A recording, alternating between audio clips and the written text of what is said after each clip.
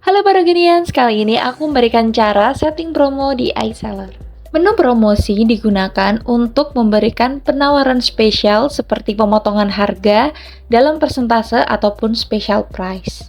Berikut adalah tampilan dashboard dari iSeller. Nah, untuk membuat promosi, pertama-tama kita klik dulu menu marketing, lalu kita klik menu promosi. Ketika sudah muncul tampilannya, lalu kita klik tambah promosi. Nah, di sini ada judul dan juga deskripsi yang harus kita isi. Untuk judulnya, kita masukkan aja untuk besaran promosinya dan juga promosi produknya. Misalkan aku buat Emina Cream Meat untuk diskon 20%. Nah, untuk deskripsi promosi ini bisa kita isi sama dengan judul promosi atau bisa diisi dengan nomor PLU. Kalau memang ada, kita isi dengan nomor PLU. Nah, selanjutnya di sini ada tipe promosi. Ada diskon berdasarkan produk, diskon menurut pesanan, beli A dapat B, dan diskon berdasarkan pengiriman. Nah, bedanya apa sih? Aku jelasin. Yang pertama yaitu diskon berdasarkan ketentuan pesanan. Nah, untuk diskon berdasarkan ketentuan pesanan ini ada tetapkan minimal pesanan. Jadi di sini kita harus mengisi jumlah total pesanan yang harus kita penuhi agar mendapatkan promosi. Nah, di sini ada diskon dengan persen ataupun dengan jumlah. Kalau misalkan dengan persen itu persentase, kalau jumlah itu potongan secara rupiah. Nah, jumlah ini adalah nilai yang akan kita masukkan sesuai besaran diskon. Untuk jumlah maksimum diskon ini, ketika kita memasukkan nilai maksimumnya dalam rupiah, maka contohnya ketika diskon 20% dengan maksimal diskon 10.000, jika ada pembelian produk seharga 100.000, maka jumlah potongannya akan tetap 10.000, jadi bukan 20.000. Selanjutnya yaitu diskon berdasarkan ketentuan produk. Jumlah total pieces yang harus dipenuhi agar mendapat promosi, jadi pembelian untuk minimum berapa pieces. Nah, untuk tipe ini tuh ada 3 macam, produk, kategori, sama koleksi. Kalau misalkan produk itu satuan, satu nama produk. Kalau kategori itu berdasarkan brand. Sedangkan koleksi itu berarti gabungan dari beberapa item produk yang sudah kita buat sebelumnya menjadi satu item koleksi yang memiliki besaran promosi yang sama. Nah, untuk pilih produk, kalau misalkan kita pilih tipenya itu berdasarkan produk, kita akan milih berdasarkan nama produk. Kalau misalkan kategori juga akan berdasarkan brand. Nah, untuk koleksi nanti kita akan pilih berdasarkan item koleksi yang udah kita buat sebelumnya. Untuk diskon sama dengan sebelumnya, di sini ada diskon dengan persen dan dengan jumlah. Cuma di sini ada tambahan dengan harga spesial. Nah, maksudnya apa? Kalau misalkan kita pilih yang harga spesial, kita akan menerapkan harga baru untuk produk yang akan dipromosikan. Jadi misalnya kita membeli minimum 2 pieces. Terus untuk 2 pieces tersebut kita pilih harga spesial. Berarti nanti dari harga produk itu yang sebelumnya itu katakanlah 50.000, harga spesialnya menjadi 30.000 untuk per item, seperti itu. Nah, kalau misalkan kita pilih tipe diskon persen dan jumlah, kita masukkan untuk jumlah diskonnya. Terus yang selanjutnya itu jumlah maksimum diskon, ini sama seperti sebelumnya. Nah, selanjutnya yaitu kondisi diskon di mana berdasarkan ketentuan pengiriman. Untuk keterangannya itu hampir sama dengan kondisi diskon berdasarkan pesanan. Bedanya di sini kita memilih potongan berdasarkan pengirimannya. Jadi di sini ada pengiriman heavy goods shipping, international shipping, dan standard shipping. Nah, yang selanjutnya yaitu kondisi beli A dapat B. Jadi sama seperti sebelumnya, minimum pesanannya ini adalah pieces yang harus kita penuhi untuk mendapatkan promosi. Untuk tipe juga ada 3 kategori, produk, kategori, sama koleksi.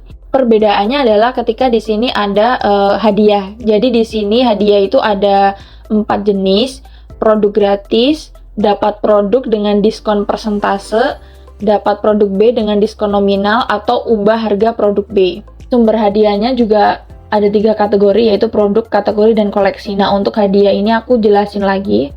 Nah, produk gratis ini maksudnya apa? Kalau misalkan kita pilih yang produk gratis, Terus untuk sumber hadiahnya produk, katakanlah minimum pembeliannya 2 pieces. Kalau misalkan kita pilih hadiahnya produk gratis, itu berarti kita akan mendapatkan produk gratis. Kita masukkan untuk jumlah pieces produk yang akan didapatkan dan nama produknya apa. Kalau misalkan ubah harga produk lain, berarti kalau misalkan kita minimum beli 2, nanti untuk produk B akan mendapatkan harga spesial. Nah, untuk produk B dengan diskon nominal, berarti untuk produk B-nya ini akan mendapatkan diskon secara rupiah. Kalau diskon persentase secara persentase, seperti itu. Jadi untuk tetapkan minimum pesanannya ini kita masukkan 50.000.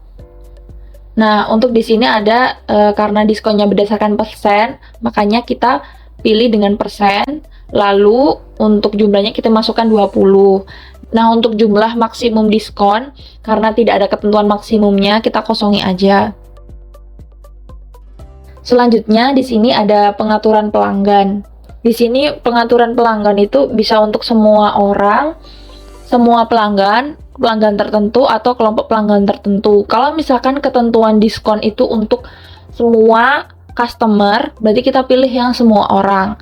Kalau untuk semua pelanggan, jadi untuk pelanggan atau member pada outlet tertentu. Kalau misalkan kita isi pelanggan tertentu, ini bisa untuk misalkan diskon untuk karyawan Paragon, atau bisa jadi ini kita gunakan untuk memberikan tag diskon untuk kemasan lama. Nah, karena ini promosinya secara umum, jadi kita gunakan yang semua orang. Lalu di sini ada batasi pemakaian. Jadi di sini adalah total kuantitas yang kita sediakan untuk promosi. Nah, kalau misalkan memang untuk promosi tersebut tidak ada batasan, jadi memang selama periode itu masih berlangsung, promosi itu akan berlaku, kita klik yang tidak terbatas. Kalau misalkan kita tentukan batas, itu berarti ada kuota untuk promosi tersebut. Misalkan kita hanya menyediakan 50 pieces saja untuk promosi tersebut, maka kita tulis di sini 50. Kalau misalkan tidak ada, kita klik yang tidak terbatas. Nah, di sini ada ketentuan batasi per pelanggan. Jadi maksudnya itu apakah promosi itu bisa dilakukan berulang untuk satu orang atau satu orang hanya maksimum satu kali. Nah, ini kita lacaknya itu menggunakan email. Lalu yang kedua yaitu enable occurrence rules. Jadi apakah promo ini akan ada rutinitas setiap minggunya atau mungkin setiap harinya. Misalkan promo ini akan ada setiap hari Selasa atau setiap minggu ada promosi. Kalau misalkan nggak ada atau memang promosinya itu hanya di bulan itu saja, kita nonaktifkan toggle barnya. Nah, yang selanjutnya yaitu kebijakan. Nah, di sini ada kebijakan apakah promosi tersebut dapat digunakan dengan promosi lainnya. Jadi kalau misalkan kita aktifkan, berarti nanti promosi ini akan dapat digabung dengan promosi lain. Nah, untuk mengatur apakah promosi ini lebih didahulukan atau promosi lainnya lebih didahulukan, itu berdasarkan nomor prioritas promosi. Jadi prioritas promosi ini kita sesuaikan dengan kebutuhan promosi. Jadi kalau misalkan angka prioritas promonya itu semakin kecil, maka semakin besar prioritas promosinya. Jadi kalau misalkan kita mau bikin untuk promo Emina ini, promo yang paling diutamakan, maka kita tulis nomornya 1. Kalau misalkan ada promo lain yang lebih diutamakan, namun promosi untuk Emina ini bisa digabung,